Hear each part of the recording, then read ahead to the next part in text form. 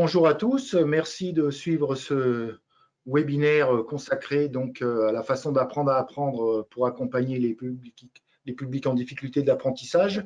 On est assez nombreux, on gardera quand même un temps important pour les questions. Là, je vais dérouler quelques diapos concernant les apports théoriques et scientifiques de tout ce qui concerne la cognition. Mais d'abord, je vais me présenter donc, rapidement. Donc, je suis Philippe Révy, orthophoniste, formateur en neurosciences et fondateur en 1989 d'une société qui s'appelle GIRIP, qui était une société qui crée des outils numériques dans le cadre des TSA. Les TSA, c'est les troubles spécifiques des apprentissages. Donc, pour venir en aide au départ, notamment aux orthophonistes et à leurs patients 10, donc dyslexiques, dysorthographiques, dyscalculiques, dysphasiques, on verra après ce que c'est. Avec l'aide d'outils numériques. Et puis, la société a grandi et en 2013, on est devenu donc une filiale du groupe Belin Humain6, qui est devenu Humain6 après. Et donc, on a essentiellement deux activités au sein de la marque GIRIP. C'est une activité pôle santé pour l'évaluation, la remédiation cognitive avec des outils utilisés notamment pour les professionnels de santé comme les orthophonistes et neuropsychologues. Et on se sert de cette expertise sur le fonctionnement du cerveau pour proposer aussi des contenus dans le cadre de la lutte contre l'illettrisme et l'acquisition des savoirs de base et des compétences clés, notamment en vue de l'insertion professionnelle. Donc, on va un peu plus développer ces points-là, mais toujours en lien avec les neurosciences et les sciences cognitives. Et puis, une marque de fabrique aussi, c'est qu'on travaille en mode collaboratif, que ce soit au sein du Humain6, mais aussi avec des laboratoires de recherche INSERM, CNRS, notamment pour faire passer la recherche fondamentale dans la recherche clinique et après dans des applications concrètes, et notamment dans le domaine des plateformes numériques en lien avec les neurosciences et les savoirs de base. Donc, on va voir trois grands chapitres rapidement. Donc, le rôle des fonctions cognitives dans les apprentissages, les circuits d'apprentissage dans le cerveau, l'évaluation des fonctions cognitives. Et Laetitia vous fera une courte présentation à partir d'un exemple dans la plateforme GIRIP Compétences. Et puis, l'apport des neurosciences pour apprendre à tout âge et pour développer les fonctions cognitives. Donc, petite définition courte. Donc, la cognition, c'est ce qui se rapporte à la connaissance, donc c'est l'ensemble des processus mentaux. Et les fonctions, on va parler de fonctions cognitives, c'est donc ces processus d'apprentissage, ces processus mentaux qui concernent l'acquisition de connaissances.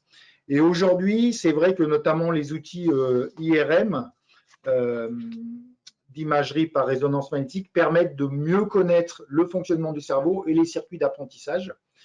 Et en fait, ces travaux-là sont développés dans le cadre des neurosciences, c'est-à-dire c'est les sciences qui regroupent tout ce qui concerne le cerveau en tant qu'outil de traitement de l'information et des apprentissages, et on connaît de mieux en mieux les circuits pour apprendre. Et le fait de travailler sur ce qu'on appelle la métacognition, c'est-à-dire réfléchir autour de ces circuits d'apprentissage, permet à un formateur, mais aussi à un apprenant, de progresser plus vite, parce qu'il connaît les clés des apprentissages.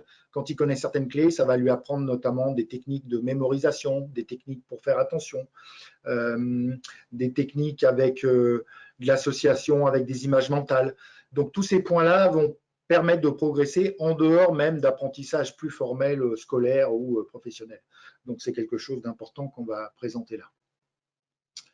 Là, je vais vous apporter une citation de Stanislas Dehaene, qui fait partie aussi, s'il y a des personnes qui sont dans l'éducation nationale, du groupe de recherche scientifique du ministère de l'Éducation nationale autour des neurosciences, notamment pour dire qu'à un moment donné, plutôt que de travailler chacun dans son coin, on peut aussi réutiliser ce que les chercheurs ont développé à la fois comme modèle d'apprentissage, voire que nous apportent les neurosciences, plutôt que chacun dans son coin redécouvrir seul par tâtonnement voilà, comment apprendre. Parce que maintenant, depuis vraiment une vingtaine d'années, il y a eu de très très gros progrès qui ont été faits dans le cadre des neurosciences et notamment pour visualiser les circuits d'apprentissage dans le cerveau. Donc c'est important d'utiliser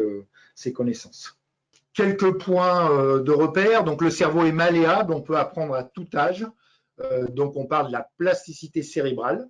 Ça veut dire que quel que soit l'âge, on peut apprendre. Bien sûr, on apprend un peu plus vite quand on est jeune, parce que le cerveau est un peu plus comme une éponge et beaucoup plus malléable, mais n'empêche qu'on peut continuer d'apprendre à tout âge, ce qui est rassurant pour des personnes plus âgées comme moi. On se dit, ben voilà, on peut apprendre tous les jours finalement.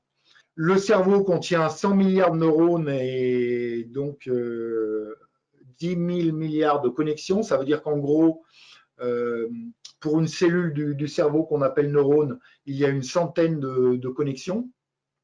Et à chaque tâche d'apprentissage, à chaque tâche cognitive correspond à la fois des zones du cerveau et des circuits. C'est-à-dire qu'il y a à la fois des zones d'apprentissage matérialisées par des zones neuronales, mais il y a aussi beaucoup de connexions entre ces neurones. Ce qui veut dire que, vous voyez, 10 000 milliards de connexions, à chaque fois, on va pouvoir en renforcer certaines et on va avoir des priorisations en fait dans la façon d'apprendre selon chaque individu qui va utiliser plus ou moins certains circuits par rapport à d'autres. Et donc ça, c'est quelque chose d'important à avoir à l'esprit.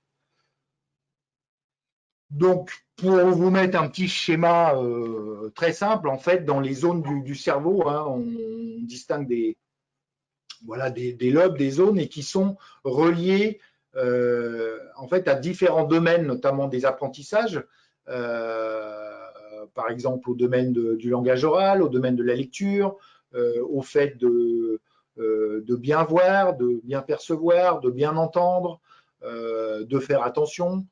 Voilà, on a tout un tas de fonctions dans le cerveau hein, qui sont matérialisées à droite de l'écran et qui correspondent à des zones. Et il faut savoir que les deux hémisphères, parce qu'on a deux hémisphères dans le cerveau, les deux hémisphères travaillent et les fonctions cognitives sont sollicitées dans les deux hémisphères, mais l'hémisphère gauche est plus la zone du langage, de la lecture, du rationnel, et l'hémisphère droit un peu plus tout ce qui concerne notamment le repérage dans le temps, le visio-spatial, le rythme, mais n'empêche qu'on fait travailler, on ne peut pas dire qu'on fait travailler que l'hémisphère droit ou que l'hémisphère gauche.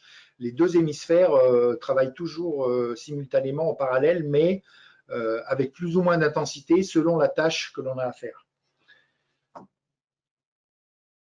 Alors, on voit déjà qu'il y a de la complexité parce qu'il y a beaucoup de circuits différents dans le cerveau. Et on va sélectionner donc des informations, les traiter, les manipuler pour arriver à un but. C'est ça l'apprentissage. Donc effectivement, il y a des fonctions, on va dire, liées à la connaissance, mais aussi cette connaissance, elle va être favorisée par les émotions, par l'aspect psychologique, la confiance, l'engagement, la motivation, l'empathie, et puis aussi par la mise en place de situations pédagogiques adaptées. Donc, ça veut dire qu'apprendre, c'est au carrefour des fonctions cognitives, de la psychologie, de la pédagogie. Mais on va quand même pouvoir décrire beaucoup de circuits d'apprentissage de manière assez rationnelle et voir un peu quelles sont les zones spécifiques du cerveau qui sont stimulées. Et surtout, en fait, il y a des informations qui arrivent dans le cerveau, elles sont traitées, elles rentrent dans le cerveau, elles sont traitées, elles passent dans des circuits et après elles ressortent. C'est ce qu'on appelle l'input et l'output. Et le fait de s'entraîner très régulièrement, ça va réaffecter, stimuler certaines zones du cerveau par rapport à d'autres. Et c'est ce qu'on a tous comme intuition. Quelqu'un qui fait de la musique tous les jours, ben, il va stimuler certaines zones qui fait qu'il va rendre des procédures automatiques. Quelqu'un qui joue aux échecs, quelqu'un qui lit beaucoup. Donc on voit que le renforcement passe aussi par un entraînement extrêmement régulier. Et donc pour conclure, avant d'écouter vos questions, apprendre, voilà, c'est au carrefour hein, de facteurs cognitifs, mais aussi pédagogiques, émotionnels, affectifs et environnementaux. Hein. On le voit avec aujourd'hui l'enjeu sociétal qui est la formation des jeunes et notamment les jeunes qui sont en insertion, qui ont besoin d'aller vers l'emploi. Donc, effectivement, on a des outils efficaces grâce aux neurosciences, à l'intelligence artificielle, aux plateformes qu'on peut proposer, mais l'humain, forcément, reste au cœur de tout dispositif d'apprentissage. Parce qu'on n'est pas des machines et il n'y a pas que des outils, mais l'humain et les relations qu'on peut avoir avec son formateur sont très importantes, notamment pour susciter l'engagement et redonner confiance et amener la personne vers un projet professionnel.